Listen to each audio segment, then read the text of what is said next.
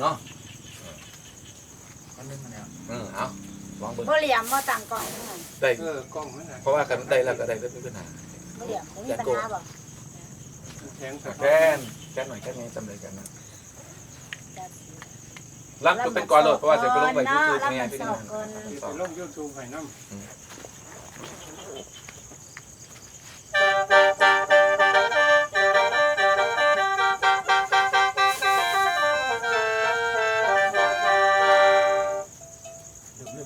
เริ่มแล้ว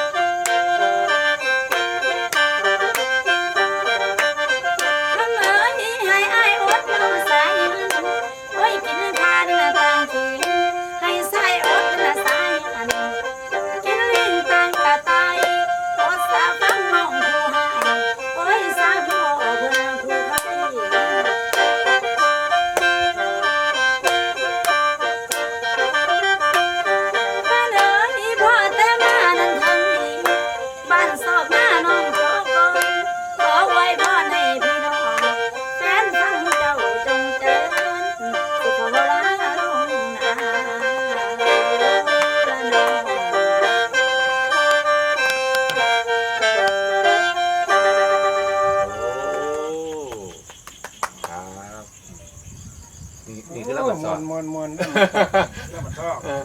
แล้วในด้านในด้าน คันว่าสังหวัดที่2ก็เรียนรับได้บ่มารับอันสมัยรับได้บ่ครับ นี่ล่ะนี่แล้วจังหวัดท้องน่ะ คันอันนึงเรียนรับได้บ่ หมอลำสู้ จังหวัดจังหวัด อันนี้ล่ำเขาเอิ้นว่าหมอลำประยุกต์แล้ว อายุแล้วรัดแก่แล้วอันนี้ รัดเกตจาก คืออันจังหวัดที่2น่ะคือสิตบกองใส่ถือพรใส่ถือ อ๋อจังหวะนึง จังห เนี่ วั ย ดนึงหันคือสิอัน หมอลำสู้ จังหวัดลำสู้น่ะคือสิตบกองใส่บ่ถือตั้งใส่ไม้ซะเรื่อยนะครับ เข้าใจแล้ว วันเอาได้ไหม เอาคนสวรรค์ เอา เนาะ คอนสวรรค์โตเนี่ยเนาะ ค